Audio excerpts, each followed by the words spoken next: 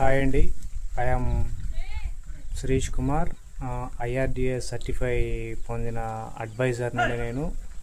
ఈ రోజుల్లో మనకి ఇన్సూరెన్స్ అనేది ఎంత ప్రాముఖ్యత ఉంది అనేది తెలుసుకోవాలి అనుకుంటే, మనం కొన్ని కుటుంబాలు ఈదిన పాలు పడినప్పుడు వాళ్ళకి వచ్చే బెనిఫిట్స్, ఇన్సూరెన్స్ కంపెనీస్ ఇచ్చే యొక్క బెనిఫిట్స్ అనేది చూస్తుంటే, ఈ రోజుల్లో ప్రతి మనిషికి మనం ఇన్సూరెన్స్ అనేది కంపల్సరీగా అయితే చేసుకొని అయితే ఉండాలి. అదేవిధంగా మనం హాస్పిటల్స్ కూడా చూస్తుంటే భారీగా మనమైతే ఖర్చు పెడుతున్నాం కాబట్టి, సో దానికి కూడా మనమైతే మెడికల్గా కూడా మనమైతే ఇన్సూరెన్స్ అయితే ఉంటే, మనం హాస్పిటల్కి వెళ్ళినప్పుడు ప్రతి రూపాయి మనకి హాస్పిటల్ వాళ్ళే పే చేసుకుంటారనమాట.